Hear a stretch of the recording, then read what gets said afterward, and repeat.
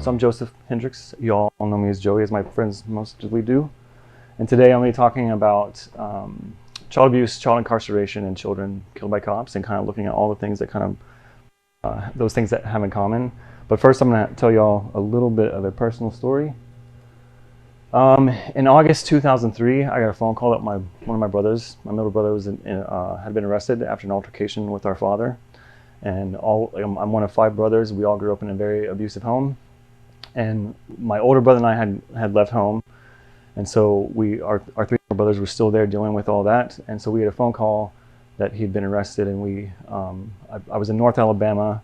I picked up my older brother in Birmingham, Alabama. We drove down to Washington County, Alabama, which is in the Southern District of Alabama, which is where Jeff Sessions sort of got his start. So he sort of had created that environment as far as like law and order goes.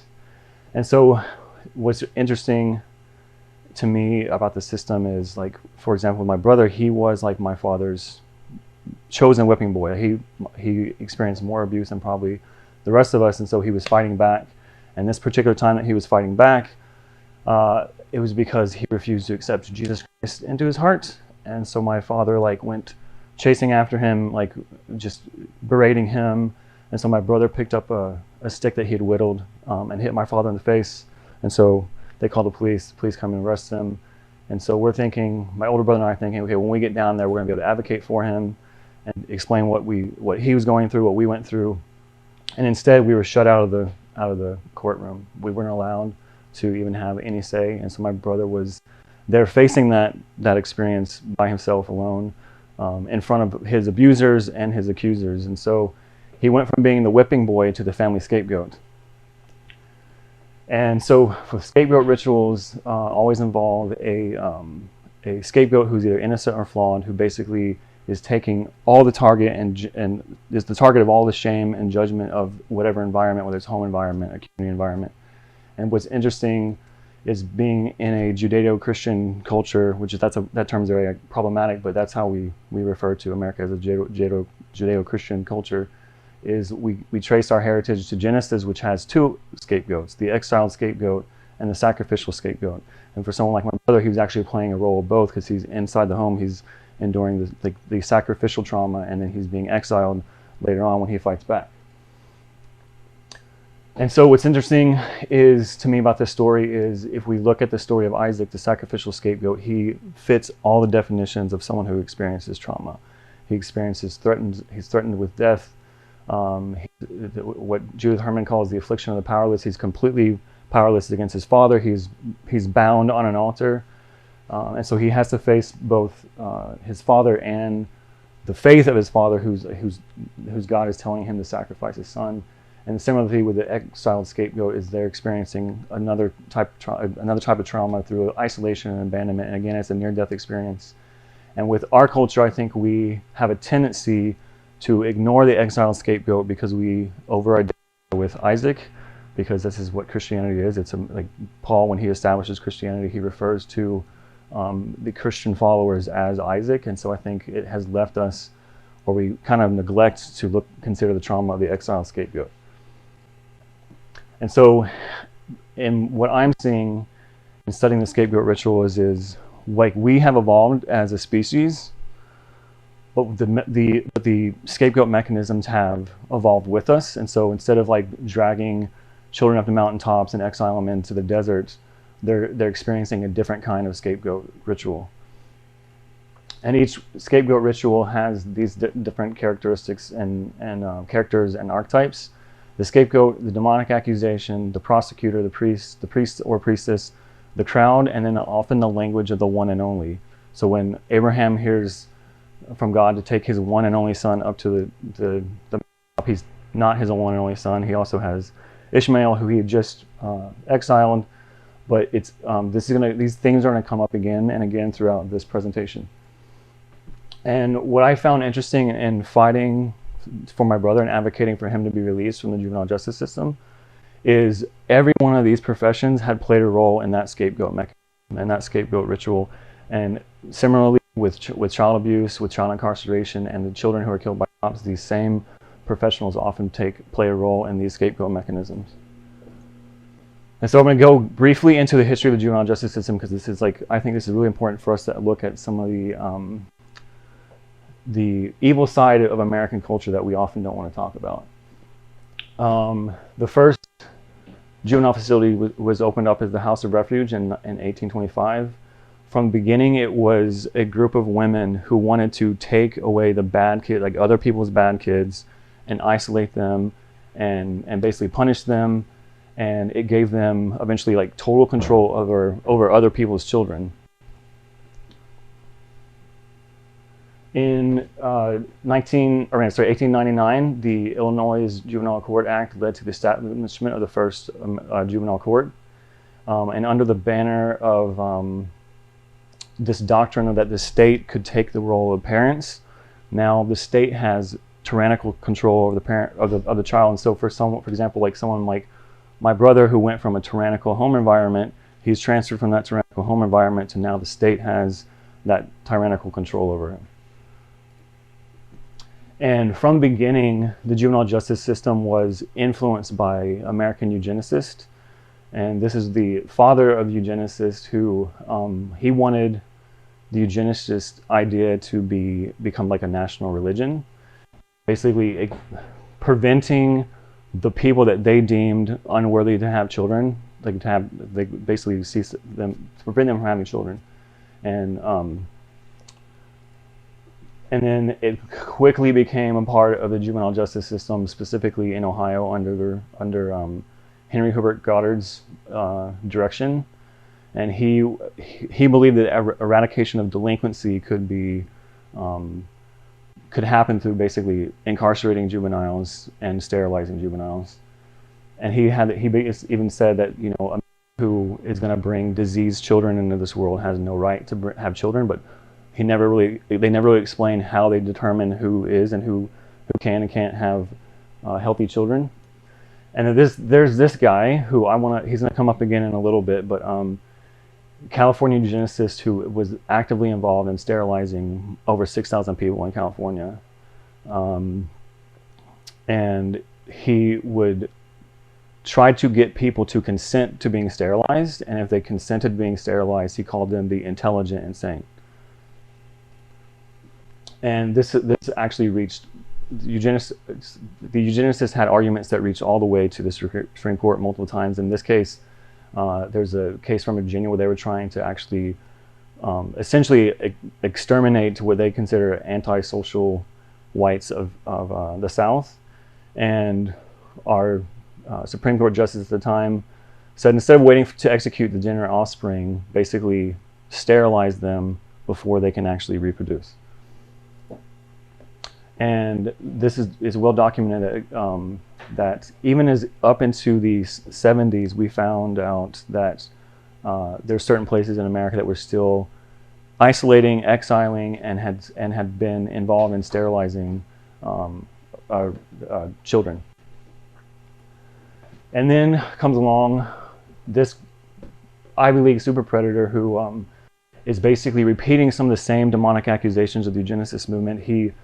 What he had to say definitely had a direct impact on Black and Hispanic families, but he specifically over and over again refers to boys. He's specifically targeting pre-teenage boys, calling them super predators, remorseless, violent. And he also talks a lot about a moral impoverishment. So it's very much for him about morality. Although it did have an impact on race, it was very much deeply rooted in his take on morality. And contrary to that, we have a guy named Jerome Miller, who was actively involved in, he was a social worker in Massachusetts who was working inside the juvenile justice system. And he found out that if you take these kids and send them back home, they do better off than they are incarcerated. And he discovered that at least 90% of the youth that were under his supervision came from abusive homes or they came from impoverished homes. Which leads us to an important conversation about child abuse and neglect. Repeatedly, over again, just about every year, Child Protective Services gets somewhere but over 4 million cases or reports of child abuse. And the recent studies show that they found that like over 650 victims of child abuse and child neglect. In a 5-year time span, parents killed more than 8,000 of their own children. So again, this is like an extremely serious problem in the U.S. and we're going to get more into that in a little bit. But one of the ways we measure childhood trauma is through adverse childhood experiences. But I think what we often forget is the way that religion plays a role, and what's also not on here is mental abuse. And so we're going to quickly look at some examples of like how those forms of abuse are often ignored. So less than a year after I left the military, I was in New York City visiting some people with a friend of mine. Actually, I'll just have to say, a girl I was dating had invited me to a home, and while we were there, I had been outside in the back playing with the boys, and I come inside into the living room.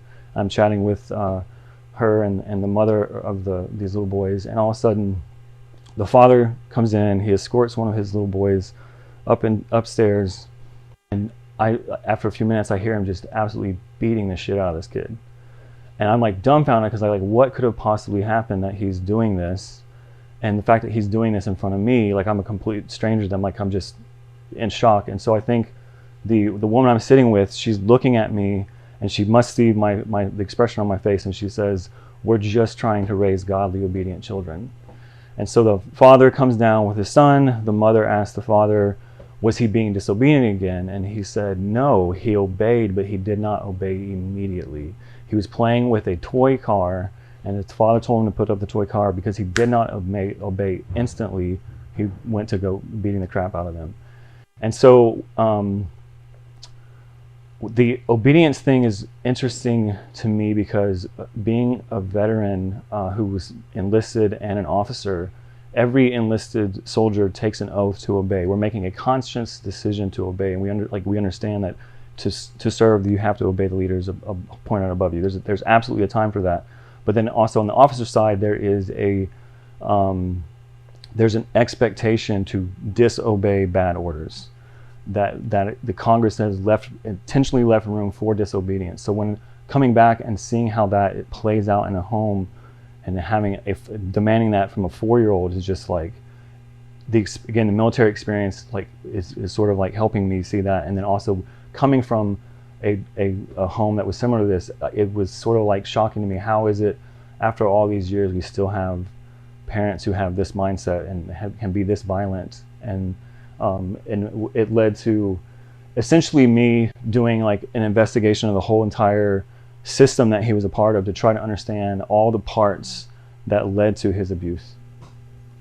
Which leads us to Bronfenbrenner's ecological systems model, and looking at all the different ways that this kid had, all the systems in this kid's life contributed to his abuse.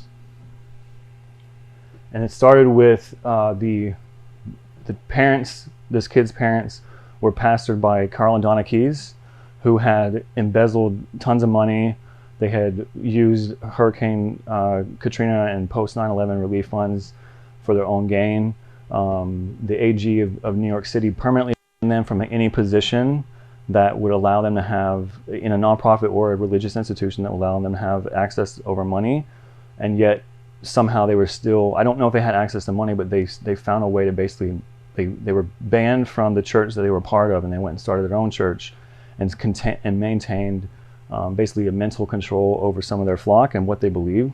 And in fact, they even told some of their congregants not to challenge anything outside of their system, like to challenge anything, like not let anything outside their system affect how they see like what they believe. They basically not to challenge their belief system. And the kid was abused in the home of a New Testament professor by the name of David Downs at Fuller Theological Seminary. Fuller Theological Seminary is they refer to themselves as an interdenominational church or institution. But if you study them, they truly are a fundamentalist organization who they basically, since the inception, they believe that they were of the Western world, and they still maintain this attitude. They have like a lot of more fundamentalist groups, Christian groups in the U.S., they have this attitude that they're the priesthood, that they stand between you and God. They basically have an attitude that they're superior to anyone who they come around because they have more a better relationship with God, and they're very much grounded in the Bible being literal truth, and even when it is constant, you see constant. Several verses that basically repeatedly support beating children, even with a rod, and so they still maintain, even as they read through these scriptures, they still believe this is the Word of God, and they expect reverent obedience to this Bible. They also had certain professors and certain programs that were trying to specifically reach out to children at risk. Claiming that they were God's representative to help, in this case, help children heal. But in my opinion, this is nothing short of spiritual exploitation. They're looking for disciples. They're looking for people to indoctrinate with their belief system. And instead of encouraging their students and readers to refer children to trauma experts and people who can help them with any abuse or predatory behavior they've experienced, they basically respond to them with Bible verses and religious teaching. That, again, that's still deeply ingrained in child abuse. And one example of this, the way they treat children and have a little value for children. John Orderberg was actually a trustee at Fuller when this story broke of where his own son admitted to being sexually attracted to children, and he wouldn't. This John Orderberg did nothing to protect these children from his own son, and so fortunately, someone came forward and reported this, and it became a big story. But also, unfortunately, the church really didn't take any action until basically the story went public. And what's I find interesting is we see this attitude of like he in his teaching he teaches people that you have to be submissive, you have to surrender. This is the way to victory. And again, this is a very Christian idea that contradicts the Jewish idea where we're supposed to, we were allowed to wrestle with God and wrestle with religious beliefs. And he even referred to his he's Presbyterian, and he referred to the passive presbytery, that they just expect passivity. There's no direct confrontation with people, and if you do come in and you are that confrontational person, you're gonna get judged for it. I found out the hard way. Additionally, this kid, these abusive parents were influenced by Dr. James Dobson. Don't know if y'all are familiar with him, but he's impacted millions of Christian lives around the U.S. In his teaching. He taught Christian parents to spank their kids as early as 12, 14 months old. He encouraged parents to beat their children like animals. And his book, The Strong-Willed Child, is basically how to beat the will out of a child, out of those children who are strong-willed. What's interesting to me about Dobson is he graduated from USC with a PhD in psychology, and he was mentored by the eugenicist Paul Popenoe. In fact, he even wrote the intro to James Dobson's book. So, and I don't think most Christians don't understand that what they're actually reading. They have no idea. They just think, oh, here's a Christian man who wrote this wonderful teaching about how to raise children, and yet they have no idea how he's been influenced. So this is where I'm like, when I hear people say that they have a PhD or they graduated from USC, it's like, yeah, so did he. It shouldn't be shocking that James Dobson was one of the biggest supporters of the Bush administration's torture tactics. Yeah, that's all I'm going to say about that. And that he was one of the white evangelicals who believed that God wanted Trump to be president. And what's interesting to me is over and over again we see how political leaders are using the Word of God, whether it's Trump or Clinton or whoever else in between, to justify their authority, to sort of this. Look at me! I'm holding a Bible in my hand. I'm legitimate authority, and how the Bible is used at the macro level. So And we see that even half the American population believes the Bible should guide U.S. laws, and 28% of Americans believes that the Bible is more important than the will of the people. So it shouldn't be shocking that some of these parents are beating the will out of their children before they're even old enough to realize what's going on. And this goes back to looking at religious doctrine of born in sin, and early church fathers were even suggesting that parents needed to beat the crap out of their children to prevent them from going to hell. And they even used, someone says, just even crying in the crib was evidence of sin, and using that as a justification for violence against even infants. And so the point of this is, this kid, this 4-year-old boy, his entire ecosystem is influenced by doctrine and dogma that demands his obedience, demands his submission, and demands his sacrifice. And I'm going to show you how that plays out in kids who are incarcerated and kids who are killed by cops as well. So we're looking at the abusive family system. So I actually really appreciate something about, one of the things I really appreciate about California is there are people in leadership positions who are now taking a deep look at the way that ACEs impact families in California. And this is from a pretty robust study that was conducted a few years ago by the Center for Youth Wellness. They found that 75% of California residents had at least one or more ACEs. And what I think is interesting is the ACEs are almost identical amongst African Americans, whites, and Hispanics. It's almost identical. Like the Asian and Pacific Islanders, a little bit lower. But yeah, I just find this fascinating. So they found that like at least 66% of children in California had experienced at least one form of trauma, and that there's an 87% chance that if there's one form of trauma, there's another. And so I'm gonna look again. We're gonna see again how like what's missing though is the religious abuse and the mental abuse. And so we're looking at the Turpin family. They had 14 kids.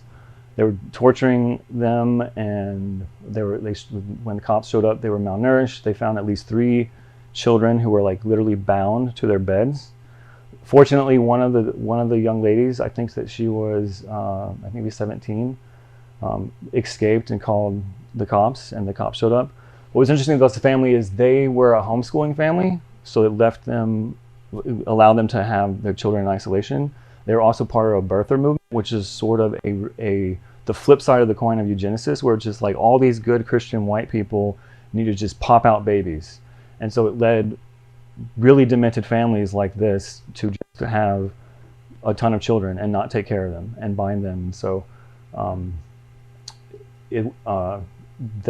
they were both sentenced to life in prison. And following the story just a little bit, what I found was interesting is when they got into court to basically defend themselves, they were expressing how much they loved their children.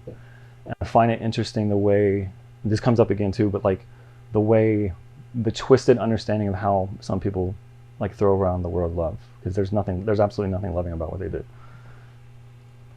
And same thing with Jonathan Allen and Ina Rogers. They had 10 children. Same thing.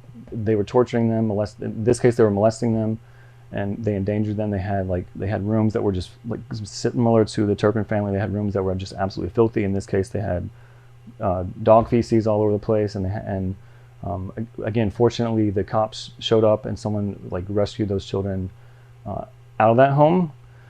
And again, in an interview, Alan it goes off on a tangent about how much he loved his children, and it's all a misunderstanding. And so just again, the demented ways that some people justify their behavior to their own offspring. And now, unfortunately, we get to the part with some of the kids who weren't rescued from these terrible homes. And this is 8-year-old Gabriel Fernandez. He was basically beat to death after he refused to put away a toy, supposedly. Just an absolutely evil situation that he was in.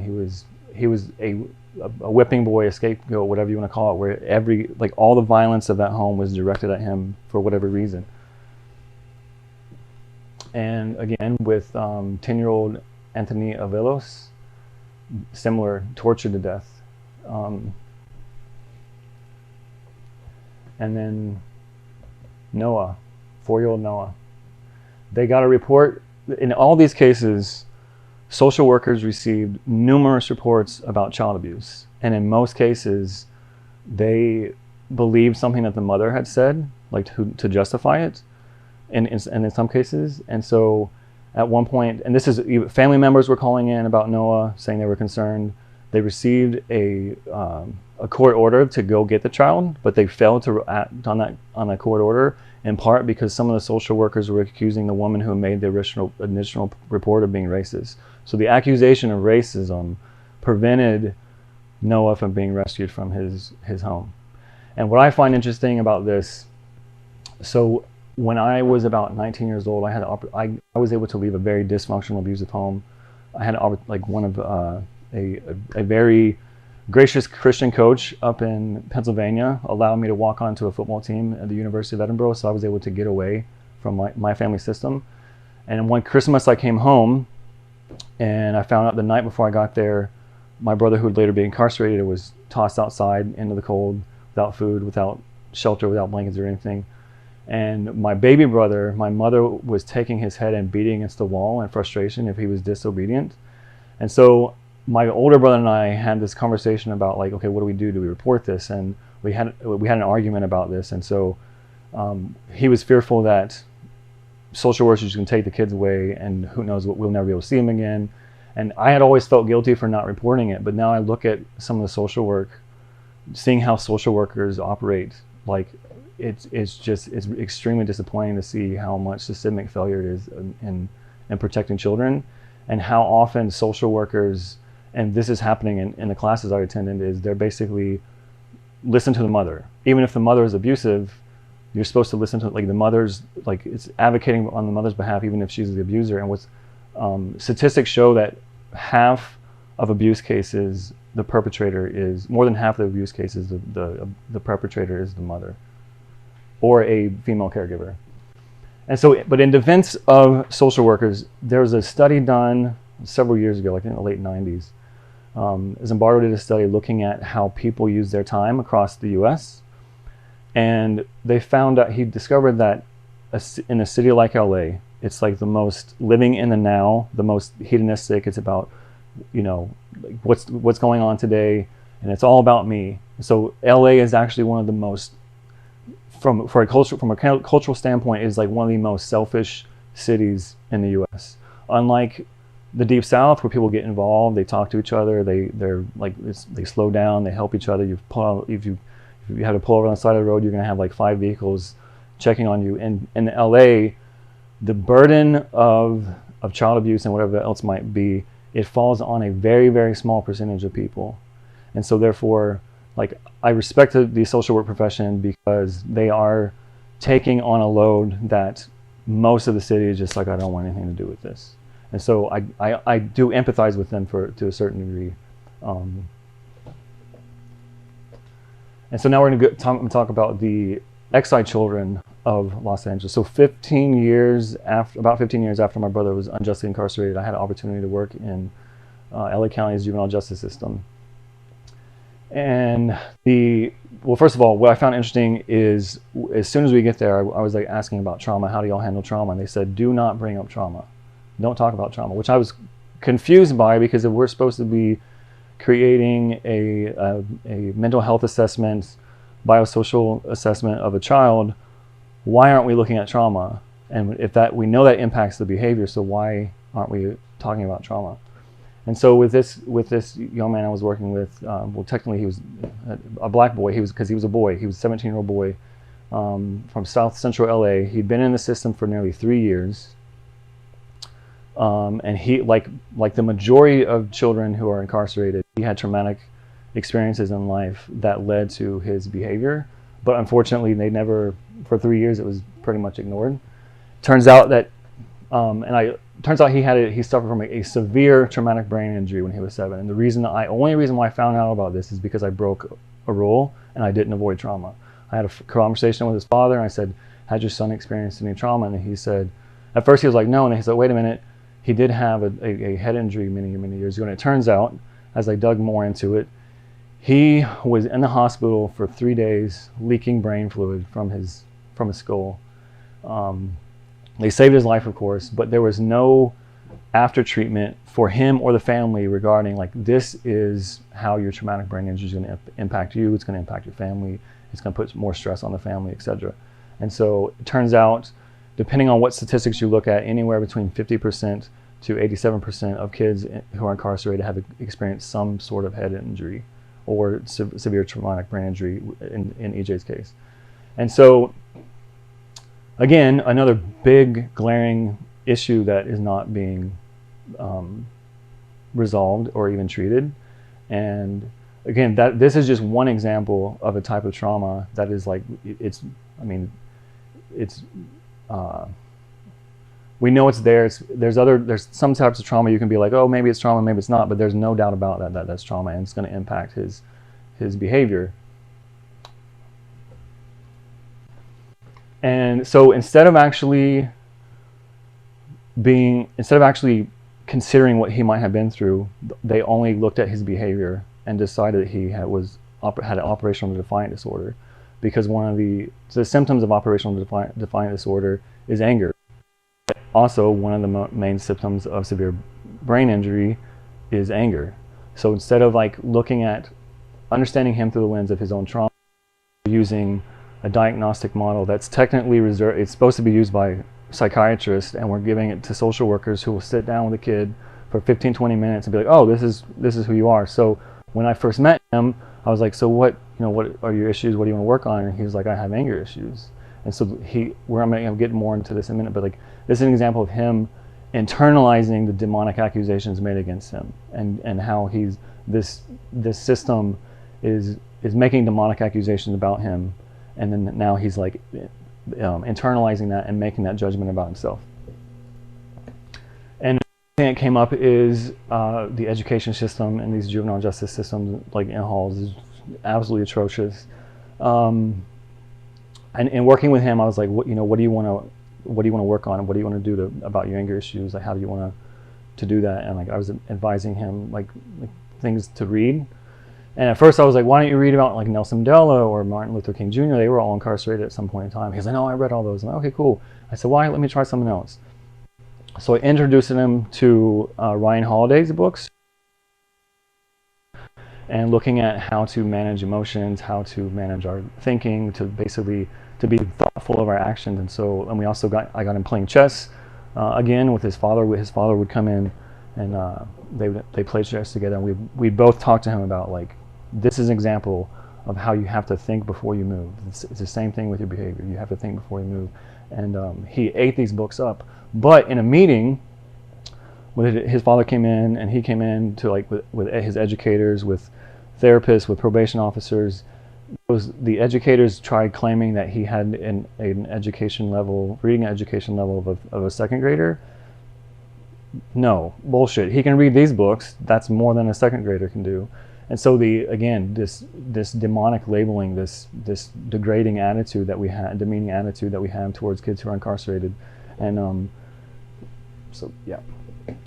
And so one of the things, if you go back and look at the study, the history of social work, or the history of social work's relationship to the juvenile justice system, they never ever believed the best for these boys. They basically said, we don't want you to have high hopes for yourself, because all you do is be disappointed. So basically giving them the bare minimum, like not believing in that they could actually heal or grow. And then we also have the issue of we are incarcerating sexually exploited children. Back in 2016, unlike a lot of states, California passed a law saying that they would not charge children with child prostitution, because they recognize that children cannot consent to sex. So why are we charging them with child prostitution? Which led to all sorts of ridiculous conflicts and accusations from people outside of California who didn't know what the hell they're talking about. But unfortunately, it has not solved the problem, because instead of charging them with child prostitution, they're finding other ways to charge these kids like nonviolent crimes, like very like running away from home or whatever. And so we're still warehousing in the city of Los Angeles. We're still warehousing children, boys and girls, who have been sexually exploited. In fact, just right after the inauguration, there was a story that came out about some kids who were rescued from child prostitution here, or sexual exploitation here in California. And even in every article that mentions it, they even mention that how some of these kids were going to go back into the juvenile justice system and be incarcerated.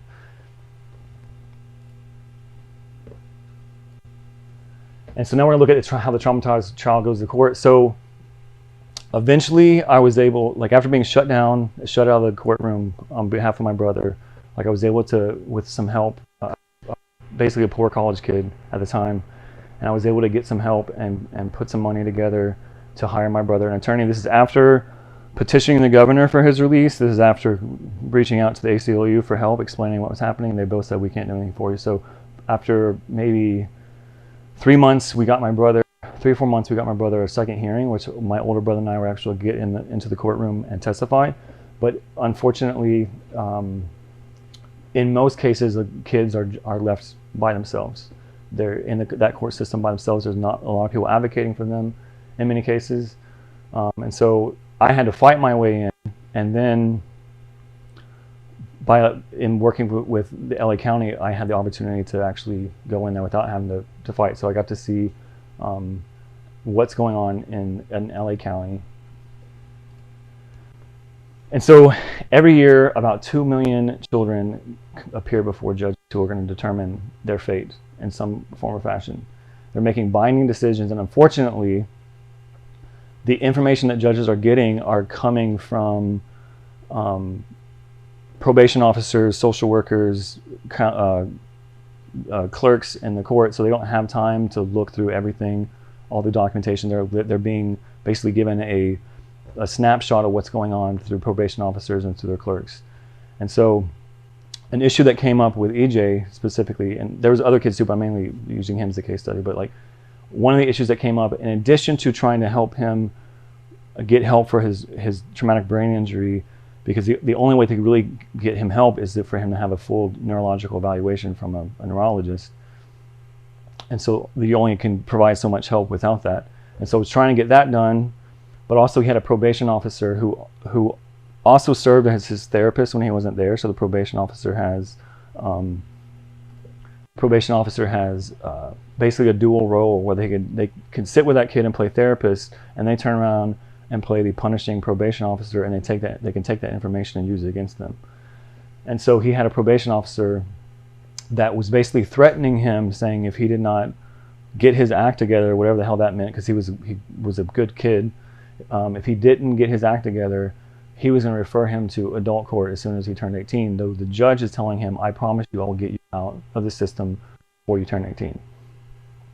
I'd sit in group therapy sessions with him, and EJ would say, I don't belong here, I don't belong here. And the probation officer said, you belong here. You better, if you can't agree that you belong here, I'm going to make you stay longer. I'm going to refer you to. So then going to court, biggest issue became making sure he could go home to his father. His father was a very loving father, worked full time, worked hard, was taking care of him, and they had wanted him home for months. And so that became like the biggest issue at that point, is getting him home. Unfortunately, when I show up at Long Beach courthouse to advocate for him, because he had asked me to advocate for him, I didn't talk to any of my supervisors like directly. I went straight to the director of Dorothy Kirby and said, hey, I'm going to court with this kid tomorrow, just to let him know. But I wasn't asking permission. Like I have to be there to advocate for him, because at this point I've done all the studying on traumatic brain injury, explaining how that was impacting him. Unfortunately, when we get there, he learns his court-appointed attorney that he's worked for isn't available. So now he's given a court-appointed attorney who knows nothing about him, and he's seeing a judge who knows nothing about him. So now we have to be careful. I'm explaining this information to his court-appointed attorney, and he said, look, basically on his judgment, knowing the system, if I present this information to the judge, there's a good possibility that she's going to send him right back to Dorothy Kirby, which can't provide, because she's not aware that they can't provide that level of neurological evaluation. They're just to be perfectly honest, they're ignorant about what's going on. And so at that point, it is the most important thing is getting him home with his father. So we didn't bring any of that up, which is unfortunate. And so at that point, the last time I saw him, he's out of the court, he's walking out of the room, going home with his father.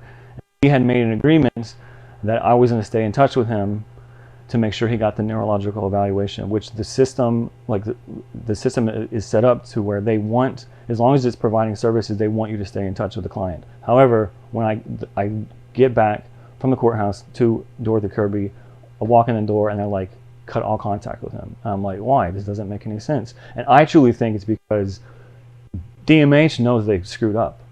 Like, probation has been sued multiple times for how they have treated children, but Department of Mental Health, all this stuff has happened. I mean, the whole system is just completely, honestly, it's fucked up. And they're not looking at trauma. And here comes this guy who's brand new to this fucking profession, and I'm finding out the TBI and the trauma is being completely ignored. And so at that point, like, now I'm stuck in a situation where I can't even talk to him. And so that leads to another point real quick. So one of the issues that, like, to empathize a little bit with judges is we don't have options. We're not giving them options. And so when my brother was appearing before court, I was trying to find him a place in Alabama that would take him in. But there were some organizations in Alabama back in 2003 that were taking in like troubled kids, but they would not work with any child who had been officially violent. And because my brother had committed a violent crime, they wouldn't take him.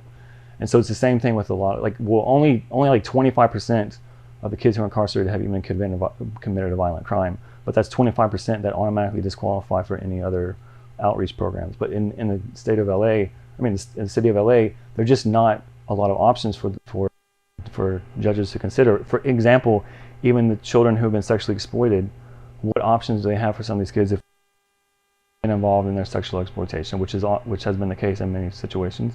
You're not going to send them back to their parents. And so in this case, just look in the city of LA, this system is clearly screwed up, but until we create options, it's going to this is going to continue. But then, and now it's looking at him going back home. So my brother when he was finally released, he was sent back to his very abusive parents. EJ, when he was sent home, he's going home to a loving father who's aware of what's going on, who's advocated for his release, who's taking care of him. Just an absolutely great guy. Unfortunately, EJ's is going back to South Central Los Angeles, where cops have consistently gotten away. In the city of LA, cops have gotten away with killing children. And so now you're taking a kid who's been incarcerated, who has this traumatic brain injury that has not been resolved. Any other trauma that he has gone through we worked on some of that, but only to a certain degree. I only had him for like 3 months. So now this unhealed trauma, and he has the potential of interacting with cops who aren't in trauma informed. So again, he's going back to LA, which has been, like, historically, there's a lot of issues with LAPD here, and they continue. And this is a national problem, of course. Looking at, like, between 2015 and 2001, cops killed nearly 7,000 people, and it's clearly we have the most violent police force, at least, if not in the Western world, if in all the world, but especially in, like, more wealthy countries. The rate we kill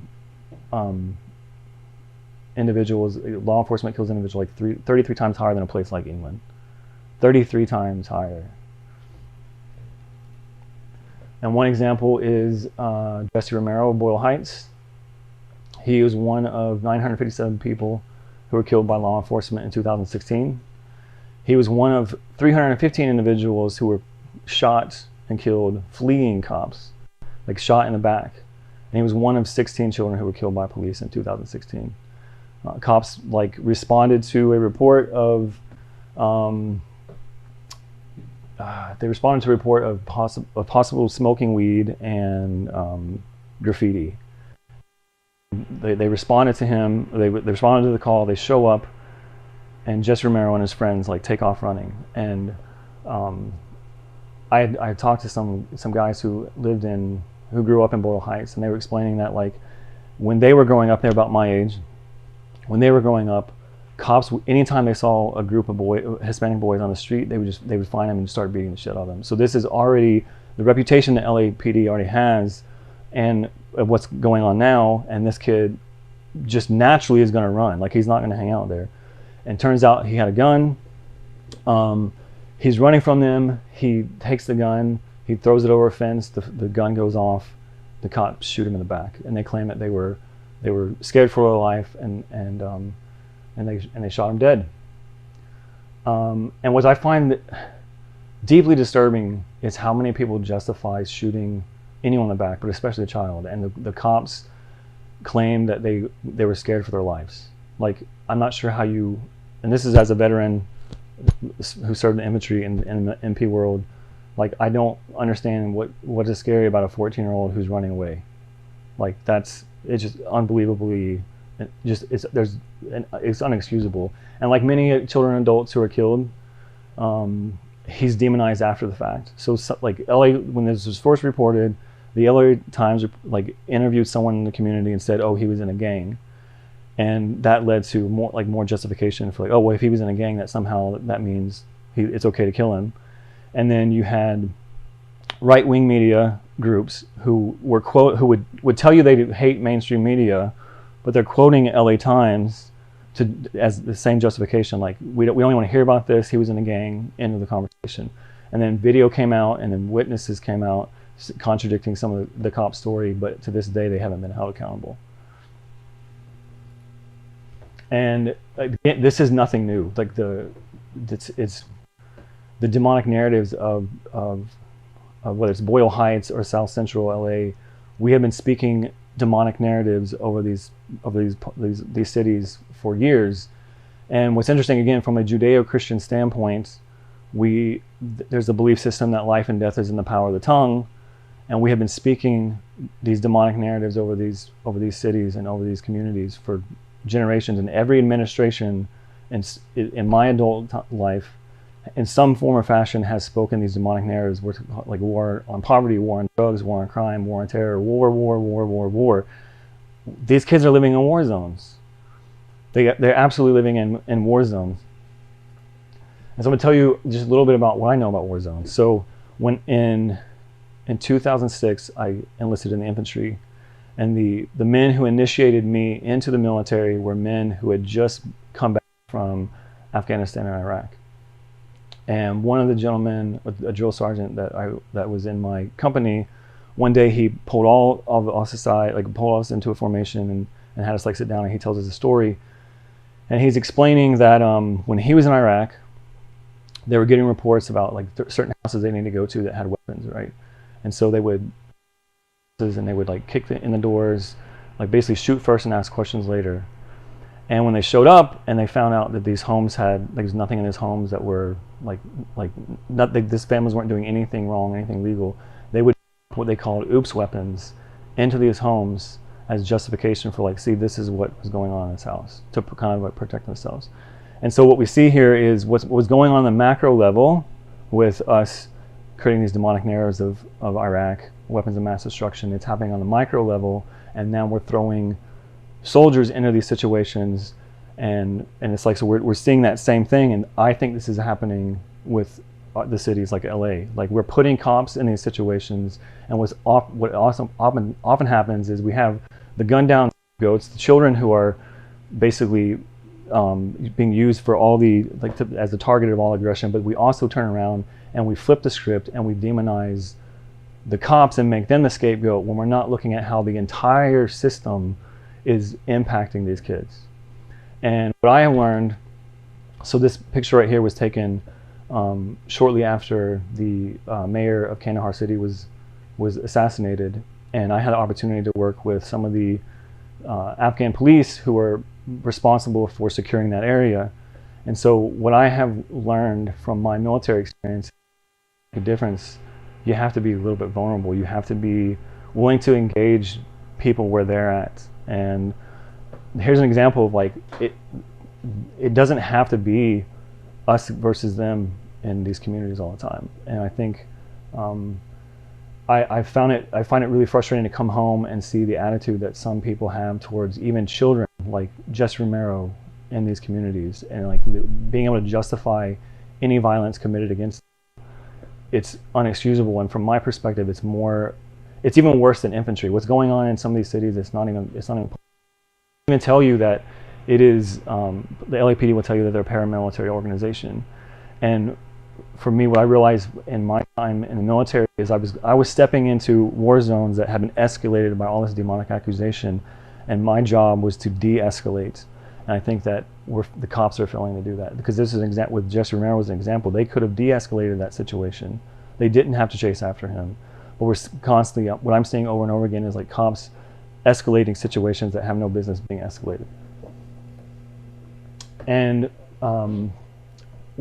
this is where I'm going to show you like how the same authoritarian behavior that we see in these Christian homes is taking place on our streets. This is an op-ed that was written in 2014 by an LAPD officer.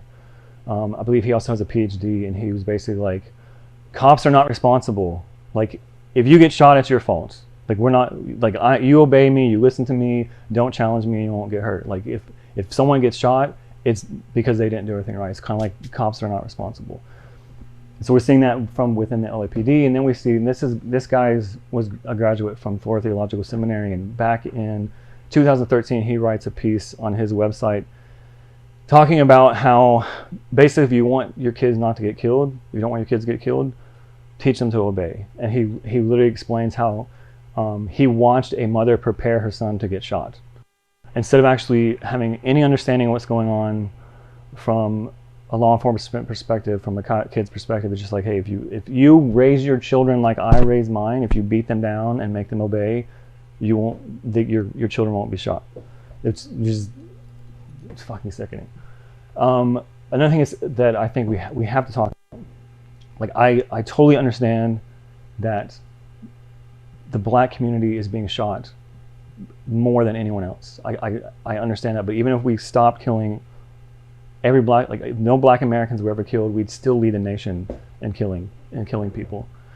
And so for me, like another thing that's I feel it's often missed is the fact that a lot of people being killed are boys and men. And it's the same attitude we saw with eugenicists who have the same attitude, in my opinion, that like these people who behave this way, we can justify killing no matter what. And what I find interesting is the demonic narratives against masculinity, and being in social work, I heard this all the time. They're actually contributing, even though a lot of them will claim they care so much about people being killed by cops, they're engaging in the same demonic narratives of demonizing masculinity. And what I find interesting is none of those guys look masculine to me. So I think, I mean, like, it makes no sense to me, like, and I found this coming back from the military, is this attitude I need to be more, like, less than my true self because of my traits offend people. I'm like, look, these are the people you got to work. These are the real, in my opinion, this is where the problem is at. Of course, they're all white, but there's other people who are echoing these same narratives. And so what I found is, especially working with boys from within a social work context, is within a social work program, like social work will tell you, brag about how there's this tendency to try to take all this energy that's within boys and men and try to put it into a feminine frame and try to put it into a masculine frame. And to me, the people who are most qualified to help teenage boys especially is men who have been through this stuff. And it's going to take something outside the social work system, because it's clearly not working, especially with Department of Mental Health, when they're completely ignoring trauma. They're not considering personality. They're not considering what kind of personality does this kid have, and how we help him become the best version of himself. Instead, it's like, here's how we expect you to behave, and if you don't do that, you're gonna be met with all the demonic narratives that have been spoken over American children for at least a century. So this brings us back to the point of the scapegoat ritual and looking at how these modern scapegoat rituals are guiding our life because we are not aware of it. We're not paying attention to how, whether we're talking about an abused child, an incarcerated child, or a kid killed by police, we're not looking at how they often become the center of a society that is launching all their hatred and animosity at them, whether it's they're incarcerated or they're shot down. Which leads us to wicked problems. And the biggest thing about wicked problems to me, that we can talk about this forever, but I'm not going to go into great detail, is looking at how wicked problems are always associated and connected with other wicked problems. That it's not just, here's an issue by itself, it's all interconnected. And so that means that, which, and to use an example of just after the 21st century, like right at the turn of the 20th, is looking at the way we responded to 9/11. You're either for us or against us. Here's the issue, like here's the divided line, you're either for or against me on this. And what I keep coming up against since getting out is there's constantly someone with a narrative of, here's the line, you're either for me or against me. We look at this and we realize, okay, this was not the brightest, to put it very nicely, this is not the brightest way to respond to 9/11. And we look at how much damage has been caused by this narrative. In fact, on the night of 9/11, he gets with his staff and he's like, this is the one and only thing that we're focusing on now. And so again, everything else gets drowned out, nothing else matters, and this is the one and only thing we're going to focus on. And he tells the world either you're for or against us. And yet our inability to learn from history, we are repeating this over and over and over again. And the more I've studied about the brain, what I find interesting is that we have like this beautiful mechanism in our head that we still have so much to learn about. And yet as a society, we keep coming back to this one and only thing, here's the line, and we get so focused on that we don't see the bigger picture. And in some cases, it's not even holding two opposing views, it's looking at, here's two different factors, like black people are being killed at a rate 2 to 3 times higher than white people, but look at how many of them are men and boys. Like those aren't opposing things, those are two factors within the same system. And the narrative we have of that right now in our country about policing is it's creating adversaries where you could find advocates. And this brings us back to childhood trauma. Depending on if you're looking at California, it's 66, but there's national studies showing that like 64% of Americans have experienced at least one form of childhood trauma. And it contributes to suicide, homelessness, incarceration, addiction, depression, anxiety, PTSD, and a host of other mental health issues, and early death. And whether it's advocating for my brother, whether it's advocating for EJ, whether it's advocating for a 4-year-old boy in New York City, or a killed kid by cop, it's, in my opinion, like it's taking the position of the child and understanding everything that is up against that world. I'm not taking the side of a men's movement, I'm not taking the side of a women's movement, I'm not taking the side of a social worker, I'm not taking the side of LAPD. Like I have to take the position, if I'm going to advocate for that child, I have to take the position of that child as best as I can and advocate from that perspective and look at how everything within his ecosystem is contributing to this trauma and these travesties. So this is another thing I find frustrating about the mental health profession, coming from an abusive home and witnessing it and seeing all the examples of childhood trauma is a lot of the conversations we have are very one-dimensional. And Judith Herman, who's like one of the leading experts on trauma, talked about responding to trauma as theologians, philosophers, and jurists. And this is where, again, we have to have a conversation about how religion has shaped our country for good and bad. And if we can't have that conversation, we're not some of these problems, because again, we've seen how it contributes to every single one of these issues. Another thing is looking at intergenerational trauma. We know now that we carry at least 4 generations of both trauma and resilience in our DNA, and it impacts our behaviors. And like, really, if you read some of this literature, it's like fascinating how like certain patterns within a family system, for example, repeat themselves in ways that are just like, it's really fascinating. But if we're not dealing with the intergenerational trauma, for example, like for someone like EJ, a black kid living in South Central. Think about all the things that his family has experienced in California in over 100 years. And all that is in his system. And so if we're not looking at all of that, we're not helping him heal. And then there's the issue of soul trauma, which I think, again, social work profession doesn't talk much about the soul, but it's very much like every civilization known to man has had some kind of recognition of humanity having a soul, whether you believe it or not. The fact that, for example, kids growing up in religious homes, their soul is used as a weapon against them. Your soul is going to burn in hell, therefore I can physically beat your body. So that there's a soul trauma that's being overlooked as well. And there's also what's called the scapegoat complex, which is when the child sort of like internalizes all the spoken and unspoken demonic narratives of their spoken over their lives.